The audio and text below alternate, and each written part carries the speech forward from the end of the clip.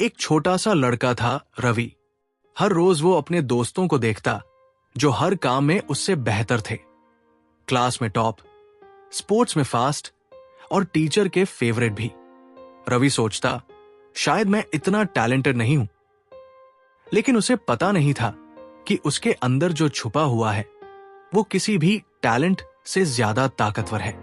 यही कहानी है एडम ग्रांट की किताब हिडन पोटेंशियल की, जहां वो कहते हैं कि सच्ची काबिलियत वो नहीं जो दिखती है, बल्कि वो जो हमारे अंदर छुपी है और समय के साथ बाहर आती है।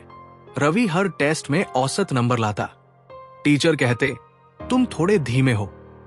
उसके दोस्त कहते तू कभी टॉपर नहीं बनेगा। रवि भी मान चुका था कि शायद वो औसत ही है। एक दिन उसके पिता उसे एक किताब लाकर दिए, hidden potential by Adam grant.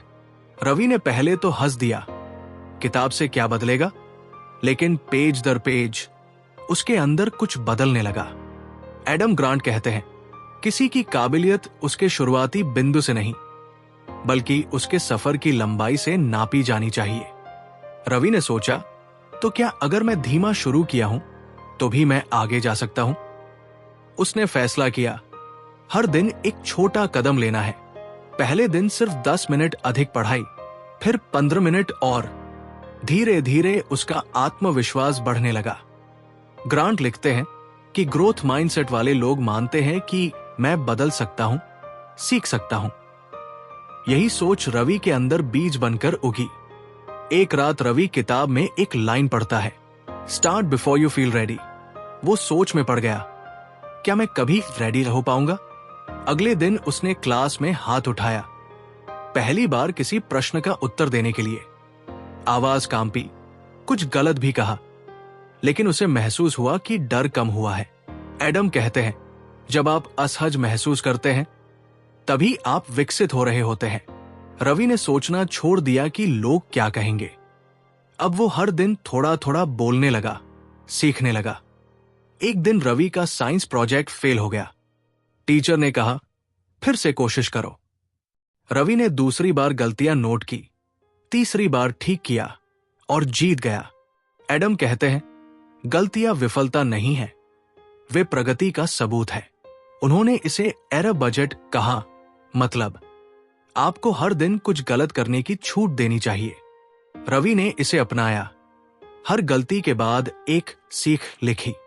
धीरे धीरे उसका कॉन्फिडेंस दोगुना हो गया। कभी कभी रवि को लगता था कि अब थक गया हूं। किताब पढ़कर फिर वो एक लाइन पर रुकता है, progress is slow and uneven but it is always there if you keep moving. Grant कहते हैं प्रगति कभी सीधी रेखा में नहीं चलती, कभी तेज, कभी धीमी, कभी रुककर चलती है। रवि ने समझा कि अगर आज कुछ दिख नहीं रहा तो मतलब ये नहीं कि कुछ हो नहीं रहा। उसने अपना डायरी देखा, पिछले 3 महीनों में वो कहां से कहां पहुंच गया था। ग्रांट कहते हैं हमारा विकास सिर्फ हम पर नहीं, बल्कि हमारे आसपास के सिस्टम पर भी निर्भर करता है। रवि को एक नई टीचर मिली, मिस शर्मा। वो कहती है रवि तू कर सकता है, बस थोड़ा सपोर्ट चाहिए। उन्होंने उसे टीम लीडर बनाया। पहली बार किसी ने उस पर भरोसा किया। अब रवि दूसरों की मदद करने लगा और खुद और बेहतर बनता गया। एडम कहते हैं right environment reveals hidden potential.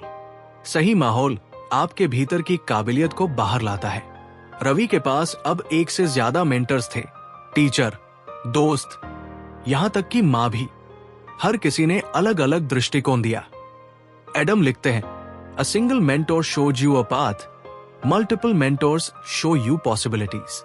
Ravi समझ गया सीखना सिर्फ किताबों से नहीं, हर व्यक्ति से संभव है। एक दिन एक क्लासमेट फेल हो गया।